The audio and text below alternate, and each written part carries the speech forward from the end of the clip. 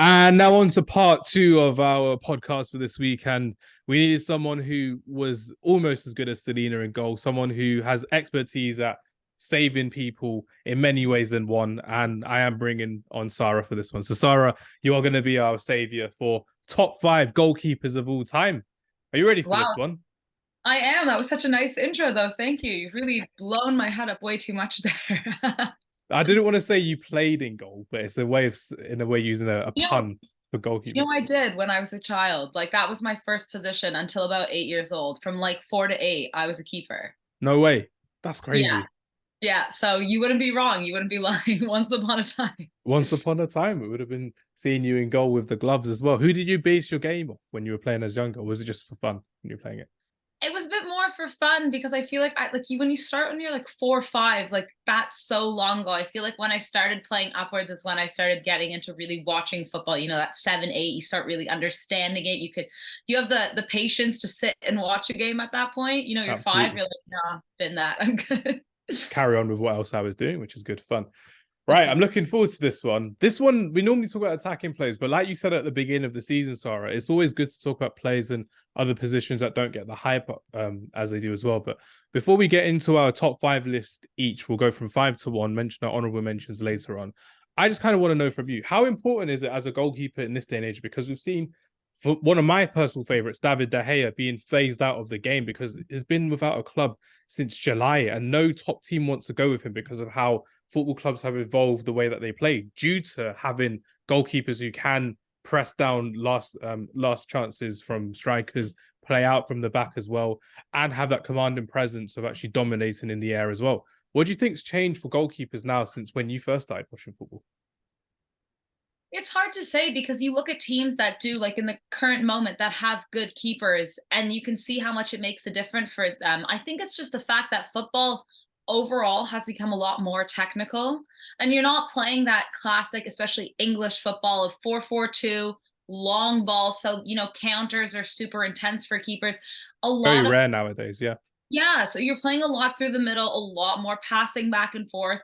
So I feel like maybe the keeper is less involved. I mean, when they are, they're still that key player every time. But I think football has just changed. So maybe that's why people are looking at keepers as less than important than other players. But I mean, when you think about it, if you have a good keeper on your team, you're going to have a good defense, which will then translate into having a good offense. Like it's all related to one another. Absolutely. Like you can look at some of the greatest teams in football history and you can look at their goalkeepers in terms of were they really the greatest goalkeeper of their era? Were they a decent goalkeeper? Were they a mid goalkeeper for instance, as well? And some of the keepers that I'm sure you and I will talk about later on, they were probably World Cup winners, Champions League winners, La Liga winners, Premier League winners. So much to talk about how important they were going forward. And nowadays, you're seeing goalkeepers go for like 67 million pounds. They've not achieved much in football as well because of what they can do that will actually help build the attack from their defense as well. Talking someone like Andre Onana, I'm talking someone like David Raya. We can look at Roberto Sanchez, who's not really done well for Chelsea, but is also doing quite well going forward. And you and I have spoken glowingly, more you than I, about Marc-Andre ter Stegen, about how he was kind of one of the catalysts in the modern age to actually do that consistently. Manuel Neuer being the pioneer, I would say, but Marc-Andre ter Stegen has been doing it for around 8 years now at Barcelona. And how's that kind of works with your teams? Because you've won La Ligas in that time, you won the Champions League in his first season, I believe, as well. How's it kind of work for you going forward with Marc-Andre ter Stegen at Barcelona? I think last year was the year where he really cemented himself. And I've spoken to so many people about this because, I mean, Barca won La Liga last year, but they also had the most clean sheets in all of the top five European, the big five leagues, I mean. Because I think a lot of people, he slipped under the radar for a lot of people, and he was very Still, underrated. Still, for sure. But for me personally, last season was that cementing season where I realized, not that I didn't realize before, but it just really made it clear that, wow, this guy is so crucial to the team. And genuinely, Barca won La Liga because of him and probably Ronald Araujo. Like that was because you watched Barca last season. It was a lot of like 1-0 matches, not the best football Barca's ever played by, not even comparable to what, 10 years ago. So it all came down to the defense and him. And that's when you realized, wow, clubs can win a league because of a keeper. And that's exactly what he did. Absolutely. It's like there was a time when Manchester United were not even at their greatest for a good number of years, and David De Gea was the one saving them 10, 15 points a season from being a Europa League team to being a Champions League qualified team, or being title contenders from being losing 6 or 7 defenders within. Like, there's a time when Evra, Ferdinand, and Vidic all left in the same summer, and David De Gea was still at his prime because he had that ability to keep Man United into games and continue winning games by the scruff of the neck as well, which was crazy to see. But yeah, it's crazy to see how goalkeepers have changed and how so much more important they have been for some teams more than other teams. But that's where we're going to have to find out where our top 5 are. Are we going for a goalkeeper that's been very important for their club or for their country? Or are we going to go for a goalkeeper where they're actually just one of the best keepers and they didn't really play for one of the biggest teams? So without further ado, everyone, we've heard from Selena's top 5 goalkeepers of all time. Now it's time to hear Sara and I. So Sara, we're going to go from 5 to 1. We'll have our honorable mentions going forward just in case we don't spoil it later on, which will be good fun. So number 5, 1 being the top, 5 being the lowest. Top 5 goalkeepers of all time. But I say all time, Sara, you know what I mean, in terms of our lifetime, from what you've seen in my lifetime. Just so we're not going for like Yashin, or we're going from random players from this. Did you do that? Did you do that? You did that, didn't you? I might have done that. I may have done that. Okay, that's fine. Well, how can we get around this? To get around this, what I'll say is you can still add honorable mentions of goalkeepers that you've seen in your lifetime as well. Because what I always do, I do have them, to be fair. Like, there's a few keepers in my honorable mentions that are either currently playing or have just recently retired. But I kind of like, yeah, big picture goalkeepers. Most of them though were our lifetime. That's okay. The ones that weren't your lifetime, what we'll do is we'll have them as honorable mentions later on as well, which will be good fun indeed. But yeah, without further ado, number 5, top 5 goalkeepers of all time. You can begin, Sara. I'm going for Oliver Kahn. I feel like I like this guy. I like this choice. You have to mention Oliver Kahn when you're talking about keepers, because he was the definition of fearless. Like, when you saw him in the middle of the sticks there, he was so just ready to go after anyone. It was almost as if he was ready to tackle a defender or put his body on the line and would just take an injury. Like, I was watching some of his highlights while I was making this list again, and I was thinking, these are really, really, like, they could have been horrific, like fouls basically, and he could have been injured. So I think just the nerve he had was so admirable as a keeper. You know, he's won 8 Bundesligas with Bayern Munich, a UCL.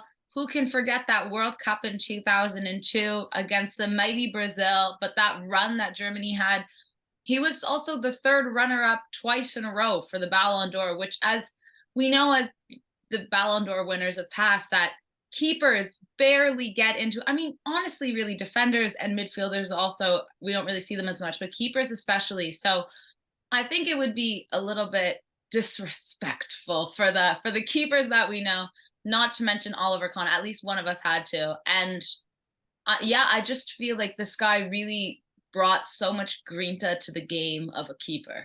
Yeah, absolutely. So really well way of putting it as well. The fact that he was someone who looked like the scariest man on the football pitch, Oliver Kahn did as well. He would frighten defenses just by his sheer presence. And when you're seeing him win the Champions League after losing in 1999 to Manchester United at the Nou Camp and then winning it against Valencia a couple of seasons later, winning on penalties as well.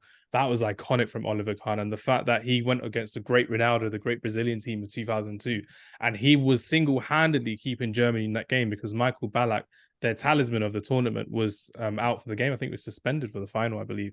So it goes to show how talented Oliver Kahn really was. Honestly, for me, he was at number 5 as well, because I've got a personal favorite at number 4, 3, 2, and 1. I think they're going to be a big debate for that as well. But there are so many keepers I've had to leave out for this one. Current players who are playing amazing football now, but I can't leave out Oliver Kahn for this one as well. So no, I'm really happy that we've both got Oliver Kahn at 5. And for me, look at us. This never happens. We never agree on little things like this as well. So this is going to be quite crazy as well. But Oliver Kahn literally used to put his blood, sweat, and tears into every single game, into Bundesliga football, into international football, Champions League football. And again, if anyone hasn't seen it or don't know who we're talking about regarding Oliver Kahn, just go into YouTube and type in Bayern Munich versus Valencia 2002 or 2001 2001 Champions League final, because 2002 Zidane versus Bayern Leverkusen. But yeah, so type in that onto YouTube, because you'll have a joy of what a tough keeper, what a menacing keeper would be like as well. Before I move on to my number 4 and your number 4, Sarah, do you think he'd be the most expensive keeper in the world if his prime was happening right now? What do you think? Maybe not, because I think the players higher up in my list might be a bit more expensive, but he would probably be like an outrageous sum for sure. But I think there's a few others that would be a bit ahead of him. Yeah, it's true. There's so much to go through with Oliver Kahn as well. He had the value of that sheer commanding presence as well. I think even one or two other German keepers who may or may not be on our list will have to be spoken about later on as well, which would be great fun. Number 4 for me, I'm going to the Netherlands, hence the orange shirt, jumper jersey as well. And I'm going for Edwin van der Sar at my number 4. Won the Champions League. Won the Champions League with Ajax as like a 22-year-old, and that was insane. He's part of one of the youngest teams to ever win the Champions League per player. So you had a young Clarence Seedorf, a young Overmars, you had Frank de Boer as well, but you had Edwin van der Sar between the sticks, and it was incredible to see what van der Sar achieved in his career. He then moved over to Juventus, and you and I have spoken about this before as well. Juventus looked like that was a place where he was going to stay, but a young Italian goalkeeper, who we may talk about later, came in to replace Edwin van der Sar, and unfortunately he got shipped off to Fulham. And that's quite crazy. Edwin van der Sar could have been one of the greatest Serie A keepers of all time, but he had to move because someone else took his place, and rightly so, in a way.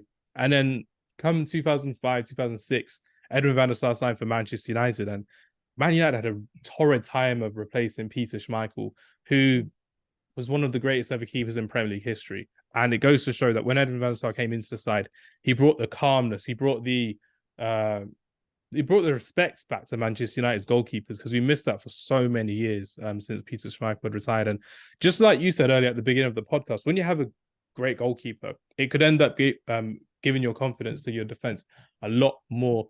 You can give confidence to your defense a lot more consistently during games, and that's where Rio Ferdinand and Manuel Vidic were looking to get better at the partnership. They were just beginning as well. Patrice Evra just come into the club as well as the Manuel Vidic, and that's where the Man United's last great dynasty started, from 2006 onto 2013 really. And we had Edwin van der Sar, we had Rio Ferdinand and Manuel Vidic as a back three, and the Premier League was scared of us. And that's the last time I can honestly say we were frightening across Europe and across England as well, because we had someone who ended up retiring at 40 years of age, being one of our best ever keepers for Manchester United. So Edwin van der Sar, 4-time Premier League champion. One time he won the Golden Glove as well. He had 313 Premier League appearances and 132 clean sheets for Edwin van der Sar as well. So for me, I think is absolutely in there as one of the best keepers we've ever seen. But like I said, it's a personal favorite in terms of what I want to go for, and not just because of the sweater that I'm wearing today as well, which is great. What's your thoughts on Edwin van der Sar from what you've seen of him? No, I love that. And to be fair, he was an honorable mention for me. I think I had a few more, but I totally get the personal aspect. Being that United fan, seeing him come and be able to kind of, reinvigorate that position of a goalkeeper, because there was a moment that for so long, in fact, that United really were lacking that position. And in fact, after Van der Sar, De Gea as well kind of embodied that too. Like, did he also, continue the legacy, right? With De Gea. So, I mean, he was so important for that team. And the move with Juve to Fulham, I think like people forget about that, and maybe also that's why people don't think as highly of him. It was a bit strange, and Fulham, but when you think about what he was able to achieve, I mean, it really was so important for United, and that's one of the biggest clubs in the world. Like, let's not pretend. And I think it's a great shout. He's not my top 5, but I understand why he's your top 5. Yeah, absolutely. 4 times Dutch champions, 2-time Premier League, 4 times Premier League champions, and 2 times Champions League champion, as well, respectively. You have 1 Club World Cup for Edwin van der Sar, as well as a smothering of other cup competitions for both Ajax and Man United, respectively. But yeah, I needed to throw him in there. Otherwise, I would have just been copy and pasting from Wikipedia as opposed to showing my own opinion. So I'm really happy with Edwin van der Sar. But do I make another Man United-based choice later on? We're going to have to wait and see. Sarah, who's number 4 for you in your top 5 goalkeepers list? Well, I'm gonna keep it in Germany and go with Manuel Neuer. He's that 4 for you. Oh no. Well, because I think when you see what happens here with number 3, that might have been. It'll all make sense in a It bit. will make sense. It will make sense. It'll make sense. Yeah, because for sure, number 2 and number 1. I mean, just forget about it. But yes, Manuel Neuer had to make the list here. And as much as it bothers me that he's kind of shifting Marc-Andre ter Stegen out of Germany's team right now and forever, really, because ter Stegen's so great. And an honorable mention to him, Neuer is just and has been so prominent for German football in the last 15 years. I mean, we're talking 9 Bundesligas, 2 UCLs, and he is the sweeper keeper if we have ever seen one. This guy is so gutsy. The way he just comes out 30, 40 yards from, his net, he'll go up against, I mean, do you remember against Dortmund, Aubameyang, where he pulled it back in and Aubameyang just went completely the other way? Like he was gone. He sent him to the shops in that game. It was crazy. What I remembered from that game as well, the Dortmund one, is the fact that they just couldn't get near him. And it's the goalkeeper. It's literally the goalkeeper on the pitch. It's not a midfielder. It's not a striker. It's the goalkeeper they couldn't get near on the pitch in that Dortmund versus Bayern Munich game. It's crazy to see the talent he had and the swagger Manuel Neuer has had on the ball. And today, at the time speaking, he's extended his contract for 1 more year at Bayern Munich as well, which is insane. Yeah, I mean, just like, when are you thinking about a keeper that's at the halfway mark of the pitch, going up against Chelsea, Champions League football, and that punch against Oscar as well? Like, the guy flew. He caught air. And I mean, it's just, there are certain moments that you really don't, like, keepers can be amazing, when they're kind of in their area and they'll stop anything. But he was never afraid to use his feet. And that's one thing that even some like keepers we see now, Allison, what's going on there? But I mean, Unai Simon for Spain is like, when he gets the ball on his feet, I'm running the other way. I'm terrified. Like, this guy was so well-rounded as a keeper because he really could use his feet, and he was making like forward, like we said, Aubameyang dancing around them. So I mean, I just think he's been great to watch. He's been so relevant in our generation, and he's continued that like German goalkeeper kind of status going after Oliver Kahn for sure. We can't talk about Manuel Neuer without talking the fact that he's a World Cup winner for Germany in Brazil, and the fact that he made them. We were talking about them we were talking about Neuer dancing around Borussia Dortmund, but he danced around Algeria in the knockout stages of that tournament, which was insane. And it looked like the most disrespect I've ever seen from a goalkeeper in World Cup history. Manuel Neuer just running out of the 18-yard box and trying to dribble around these Algerian players because he thought he had that confidence. And it's one of those things where he actually had the confidence to do it around. He did. He was up halfway. He was past the halfway point in that game. It was crazy. And you're doing that in the World Cup knockout stage as well. It's insane to see what Manuel Neuer could do. But I don't know if you remember, one of my favorite Manuel Neuer saves, it wasn't a Danny Welbeck one. I was at that game, Man United versus Bayern Munich. Danny Welbeck tried to chip prime Manuel Neuer, and that was embarrassing from Danny Welbeck. The one I was going to talk about, was the Champions League final in lockdown when there's PSG versus Bayern Munich. You see Neymar take on the defender, and then his by the byline, and Manuel Neuer saves it, and then his instant reflex is just swing his body and kick it because it could have gone straight to Angel Di Maria. This will be one of those moments when I have to send a clip to you, but it's one of those things that stick into my mind when they talk about best ever keepers, because even though he did the initial job of saving it, his then actions to then continue to keep defending the goal, even when his body's already going down, that goes to show how talented and how switched on he was as a goalkeeper and as a leader to prevent PSG from scoring in that Champions League final, which was insane. Yeah, just as a leader as well. Like, he is such a leader for Bayern and for the German national team, and also kind of was at such a young age too, because he was one of the, pieces that was never getting shifted out. He was always going to be there. It doesn't matter what these matches are. Neuer will be in net unless he's obviously injured like he is now. But yeah, just fantastic, and one of the best keepers we've seen in our generation. It's just, it's been amazing to watch him. Absolutely. Now on to number 3. I can't say I've got Manuel Neuer at number 3 because for me it's a bit higher, so I'm gonna have to go for I'm going for who you're wearing right now. I'm going for your Espanyol choice. Ever. That is crazy. Manuel Neuer is higher than Iker Casillas in my list. That is, wow, clip that. I'm going to put it out. They're going to come for you because that's insane. But tell me why.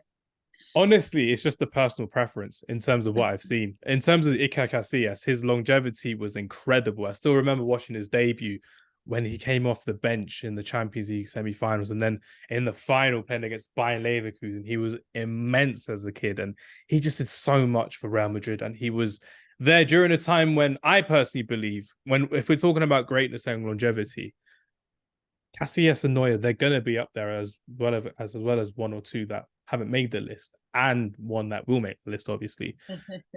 But I need to talk about Iker Casillas in terms of the fact that, for me, he's the greatest Spanish keeper I've ever seen.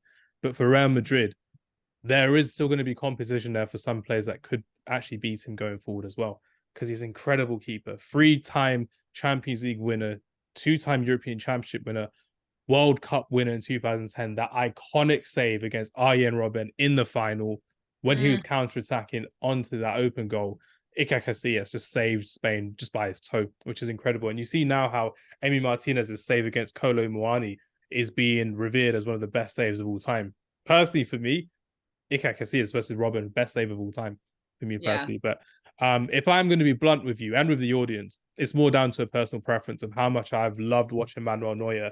And a lot of German people don't get a lot of credit in football. They just don't get loved as much. They get liked, they get appreciated, but they don't get loved. And I fully love Manuel Neuer because he's someone where I think is a generational talent when he came from Schalke, and he did so much for German football, for the Bundesliga. And German football, if you remember as well, Sarah, they were rotting at the time. When you got Oliver Kahn retiring, you had Jens Lehmann coming in, you had a few different keepers here and there. When Manuel Neuer came in, that was the start of something new. It was the start of a dynasty. Didn't really work for Germany in the end, besides the World Cup. But if I'm being blunt, personal preference, Casillas 3, Neuer at 2. But Iker Casillas, I know you're going to have him higher up in your list as well. So to make it easier for you, we'll talk about Iker Casillas now, because it'll be easier to talk about you. And that's why you're wearing. Is that why you're wearing the Spanish jersey today? Yeah.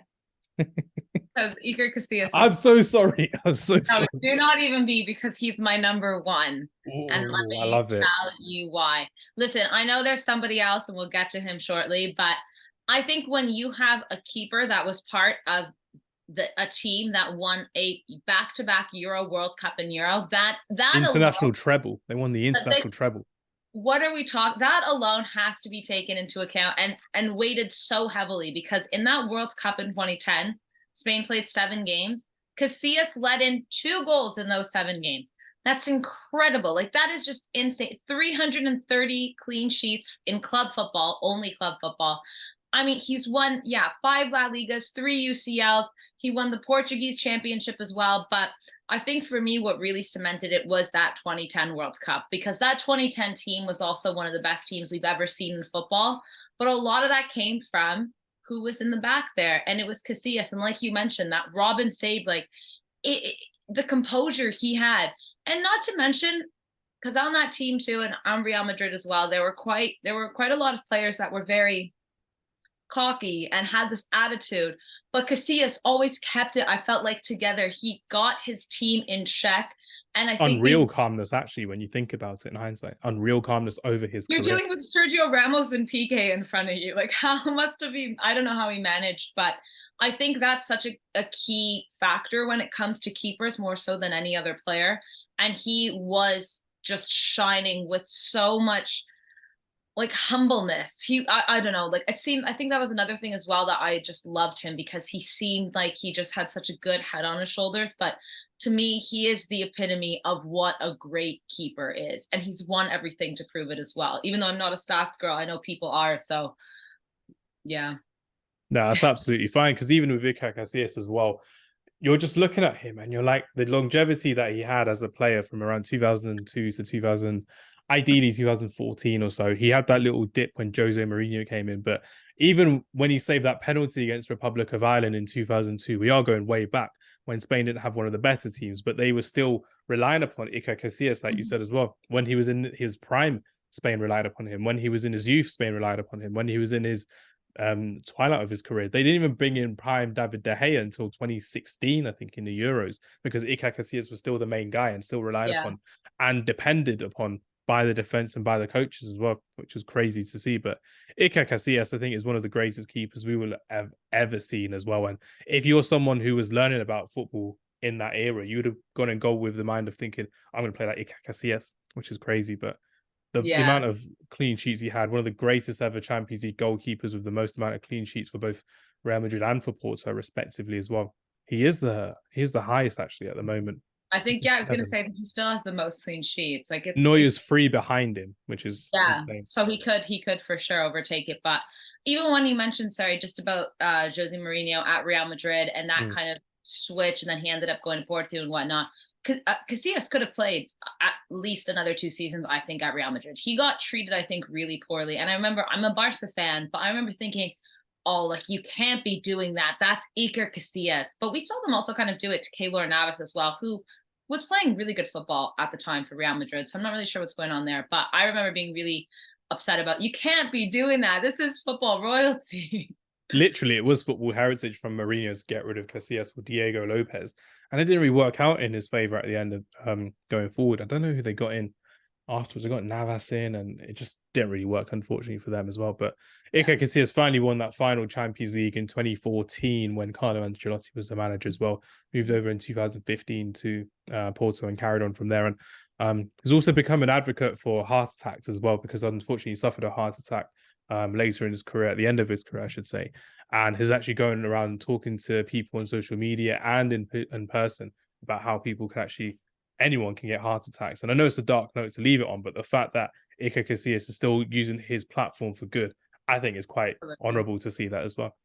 Yeah, couldn't agree more. Hence my number 1. The number 1 and my number 3, but who's at number 3 for you, Sarah?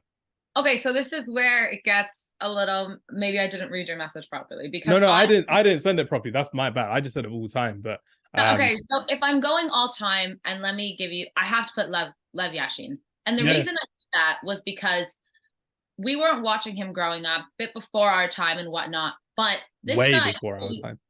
Yeah, make us young.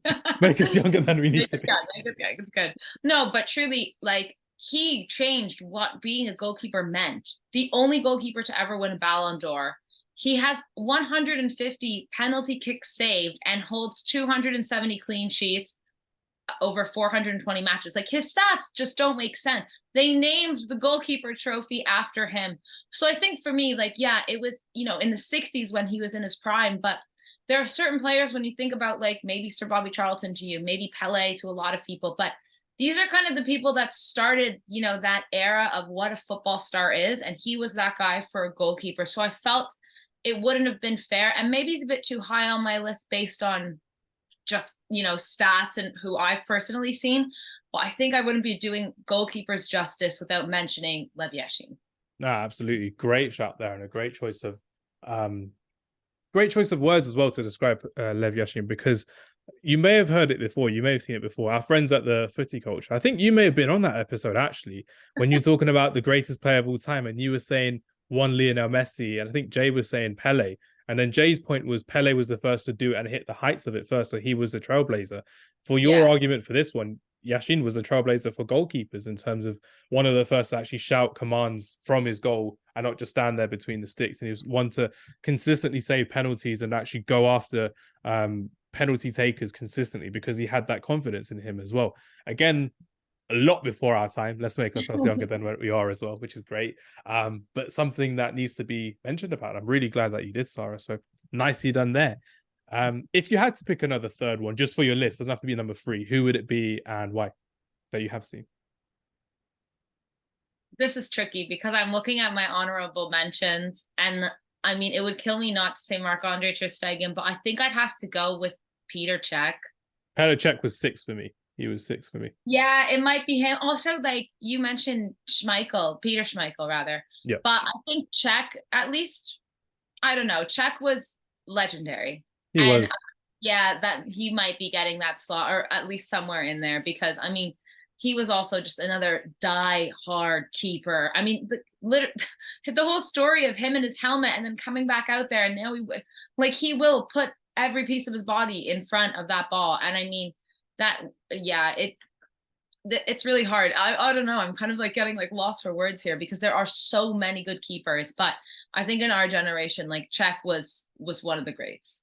Yeah, Czech was one of the keepers that when Jose Mourinho brought him in for around £14 million, they were like, "Who is this guy that you're bringing in to Chelsea?" And he became a world beater over the season, Petr Cech, and with someone who won 13 major trophies for Chelsea, one of the greatest keepers the Premier League's ever seen, one of the greatest keepers I'd say the world's ever seen as well, respectively. The fact of the matter is with Petr Cech, what annoyed me the most was the fact that consistently in the Premier League, you had some of the greatest keepers of all time coming into the Premier League. I personally think, this is just my opinion, it doesn't have to mean anything. I personally think he should have gone after it one more time at a bigger club, i.e. Barcelona or Real Madrid. I think he was that good to play for one of the best teams at the time in Spain or in Italy as well. Because I think with Chelsea, he won a lot, which is great, but I think he could have done what Xabi Alonso did or Ronaldo did when they left the Premier League at the time when La Liga was popping up because of the great Messi and Ronaldo rivalry, the Guardiola versus Mourinho rivalry. I really think if he was to replace Petr Cech, no, if Petr Cech was to replace Casillas, that would have been one hell of a move for the Czech international goalkeeper as well. That's just my only gripe with Petr Cech. Otherwise, fantastic keeper, amazing player for Chelsea. But I think if he had that one more move to make himself big, it would have been incredible to see. Yeah. And what it is with keepers too is that they have the ability to play so much longer, right? They can extend their careers. So I don't disagree with you. Like they're like, I mean, we've seen it with probably the next one we're going to mention, but they can really play up into their like early 40s if they, they maintain their fitness, but they're not meant to be running 90 minutes, right? So they can extend their game so much more. So why wouldn't you if you can? But yeah, you're not wrong in saying that. Like he probably could have had, a year or two longer there. Yeah, exactly. Petr Cech still holds the record for the most clean sheets in Premier League history with 202. Four-time Golden Glove winner, four-time Premier League winner, all with Chelsea, none with Arsenal because he wasn't consistent enough at Arsenal, respectively. But honestly, one of the best keepers we've ever seen in the Premier League, and I wonder why. Literally, it's one of those big what ifs. He never really had the link, but with Mourinho at Real Madrid, I thought that would have been the match made in heaven again to see him in one of the best teams because when you're talking about some of the greatest keepers of all time, they play for the greatest teams of all time, and that's who we'll be getting on to next as well. Actually, what we'll do now, because we're in the thick of it, we'll talk about our honourable mentions, then we'll talk about that one last keeper that we can both talk about, which will be good fun. Any honourable mentions from your side, Sarah, before we crack on? We've obviously spoken. Edwin van der Sar was there for me, Petr Cech, Marc-Andre ter Stegen, and I think it's a bit like he just gets so forgotten, but I think when you look at him as a keeper, he is incredible, and he's also, I think, faced adversity where he hasn't been, the chosen one, but he has been maintaining his skill and maybe also still getting better. Like we mentioned, last year might have been his best year in like La Liga football, and so it's incredible to see. This one's a weird shout because this is more not an honorable mention right now, but potentially in like 10 years. I feel like Dibu Martinez might be going down as like one of the most. Yeah, because I was just thinking about like who's playing now. I don't think he's there yet, and he's definitely not on the level of some of these names that we've mentioned. But if he keeps it up with Argentina, and I mean he's playing for Villa, like this is not a small team whatsoever, and especially Villa are kind of really coming under Unai Emery ball lately. But I just think that Argentina hadn't seen a good goalkeeper in decades. And they finally found a guy who could do it. I know there's so much controversy around him because he's a bit of a hothead, but keepers are kind of meant to be anyways. Like look at Oliver Kahn. If you got a normal keeper, you're not doing it right. That's the way I see it. They have to be crazy. When I saw that, keepers after the 2022 World Cup, that keepers can no longer kind of taunt the penalty taker, I'm thinking the odds are against these guys. Like the person taking the penalty should get that in. They should. Yeah. So they're going to do everything to get in their head. And I'm thinking, oh, like you cannot be changing these. Like, I don't know. Like, I just thought that was ridiculous, but not to say that he is right now, but an honorable mention to maybe in 10 years, Dibu Martinez making a list. That's true. That's true. Honorable mentions for me, Jan Oblak, Thibaut Courtois, ter Stegen you mentioned previously, which is a great shout as well. Dida, Brazilian goalkeeper. I thought it's fantastic. 2002 World Cup, 2003 Champions League finals, saving penalties as well. But one I'll talk about the most before we get to our numero uno is one of my favorite numero unos because we mentioned Peter Schmeichel, but we haven't gone into depth with him. I'm going to talk about David De Gea. I just love the guy. You have to, don't you? It's not because you're wearing your Spanish jersey as well. It's not because Spain, and Spain just had some crazy keepers. Like even Canizares never really made it at the national team because Casillas was incredible. But David De Gea, 415 appearances in the Premier League, 147 clean sheets. His biggest robbery for me was only winning one Premier League title. He's at Manchester United at the wrong time, unfortunately. He's at the time when all of their best players were moving out. Sir Alex Ferguson was on his way to retirement as well. But he could have done so much more with his career. And in hindsight, looking back at it, like I mentioned with the Petr Cech one, if that fax machine didn't break, from Man United's point of view, David De Gea would have been a Real Madrid player during their peak era from 2015 to around 2020, I would imagine, with David De Gea being a keeper who would have won Champions League after Champions League, been in that incredible, the real Galacticos, as I like to say, not the ones back in the early 2000s, because they didn't really win anything, the original Galacticos. But David De Gea, Premier League champion, Europa League winner twice as well. Unfortunately, didn't really hit the heights at international level as well. That game against Portugal, that just ruined his confidence. Do you remember that game, that 3-3 game? What was that like for you, watching Ronaldo dunk a hat-trick on David De Gea? I mean, it's one of the rare times, by the way, listeners, that there will be a time when Sara and I will be talking about a player that we both love and are supporting actively. So David De Gea, I was supporting him in that penalty versus Ronaldo, by the way. I wanted him to save it. But what was your thoughts on that one? I mean, of course I was supporting him, but it was a tricky time because it was, when Casillas was just everything to a Spanish fan, and then David De Gea came in, and I was kind of like, oh no, like this, you can't live up to him, and you can't, and that's not his fault. But no, that game was that I hate playing Portugal. I don't know what it is about that like Iberian rivalry, but especially I think because I'm a Barca fan and Messi and Ronaldo, and it really gets in your head. But now you've got João Felix and João Cancelo in the team. I know, but if they're playing against Spain, then get out of here. But I don't know. Yeah, it was traumatic for sure, to say the least. And it was, I mean, it's funny because all the Real Madrid Ronaldo fans are going crazy, and I'm like, oh, okay, I'm not sure. I was supporting my Man United boy in the game. I had to support David De Gea. Everyone else was like, yeah, Ronaldo scored. I'm like, nah, David, I need you coming back. And it just mentally, it was never the same after that game for me personally. That's the thing with him. And you know what? Even last year at United, when he was on, he saved United so many times. But at the same time, when he was off, when he didn't have his confidence, he cost the game for them. But he still had those moments last year, which makes you think, like, how does he not have a team right now? It is one of those football mysteries, I feel, that we just can't solve. Absolutely. It was the highest clean sheet maker last season in the Premier League, and is without a club because of those really big issues in the FA Cup final and in the Europa League against Sevilla, when he gave the ball away consistently against Sevilla, and he cost Man United in the FA Cup final. That was when Erik ten Hag's patience ran thin with David De Gea, and it's like, if we're paying you £350,000 a week, you've got to do better than that. And unfortunately, it wasn't the case for David De Gea. But yeah, great honourable mentions there as well. I think our lists are tying up really well, because at your number 2 and at my numero uno, I don't know how to say it in Italian, so I'm going to say it in Spanish, numero uno, I'm going to guess we're going to go for Gianluigi Buffon in this list. There are.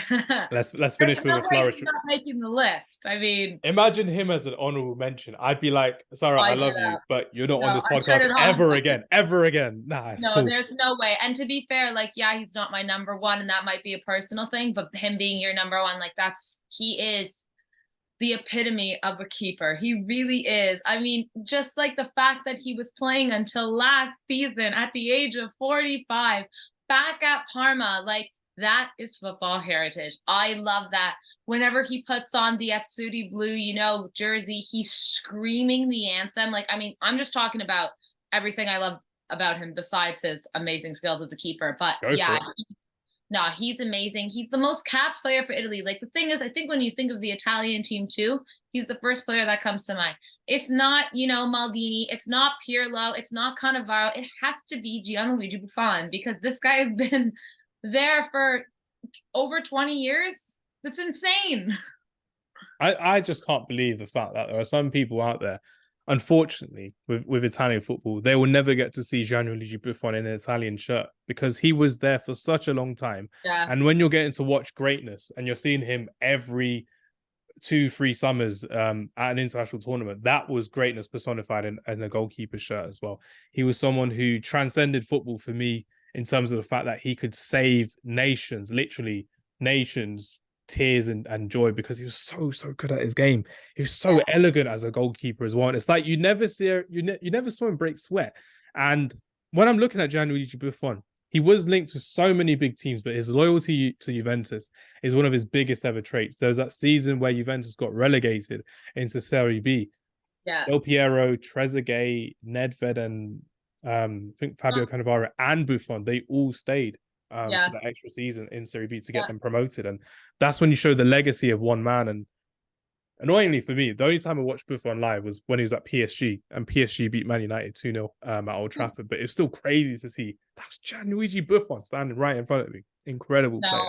I'd love to see him live. I got to see Casillas live when he was playing for Porto, which was just and I was behind the net. Oh, just dreams. But I would have loved to see Gigi live for sure. But I think because we were talking about best moments too, how about that World Cup? Those penalties, what is even going on? Like you mentioned, the way he was able to keep his cool. I mean, I felt bad for France, to be fair, because what they had to go through in that game was horror. But I mean, Buffon just said, all right, boys, let's wrap it up. Just dominating in penalty. Like he's not, I don't know what the percentage is, and I'm sure we could find it, but I mean, if you don't want to take a penalty against one keeper, would it not be Gianluigi Buffon? I mean, Marcus Rashford wouldn't say that, but if it's you and I saying that, it would definitely be Gianluigi Buffon. Intimidating goalkeeper, which is insane. Yeah, so not to mention he's huge, right? Like it's just. I'm trying to think of a scarier goalkeeper. Neuer, Kahn. Well, there's Buffon. It's got to be Buffon because of the. And then there's a difference between like what they're capable of. Like I think Dibu Martinez might be scarier because he's screaming at you. Oliver Kahn is definitely scarier, but you're going up against Buffon and you're like, I surely don't stand a chance because that's Buffon. You're just not looking at him when you're taking a penalty. Just looking at the ball, you gotta looking at your run up. Don't care where he is, just got to hit it, and it's crazy to see. But Gianluigi Buffon, you mentioned the World Cup in 2006. My favorite moment. I don't know if anyone will remember this, but my favorite moment was 2006 semi-final against Germany in extra time. And you're just looking at him and you're like, that's crazy that Germany nearly scored. Young Lucas Podolski, and Buffon just tips it over the bar. And I'm in the garden the next day trying to replicate that. I'm like, that's crazy. And I'm literally just there like, why am I pushing footballs over my garden fences? I'm like, because Buffon was doing that. That's incredible. That's what the World Cup brings to a lot of people as well. And that's what you know by Casillas and by Martinez and Neuer. And Buffon was definitely one where you're just being inspired to watch this guy again and again and again and again. And that's what Gianluigi Buffon brought, that consistency and that passion to the Azzurri as well, which is absolutely incredible. And I'm very happy to have him at number 1, and you're very happy to have him at number 2 as well. But like we said before, it's always going to be our list. It's never going to be the official list because this is what we've got to do. So just to round up my top 5 list: Oliver Kahn, Edwin van der Sar, Manuel Neuer, Iker Casillas 3, Manuel Neuer 2, Buffon number 1. What was your top 5 list, Sarah?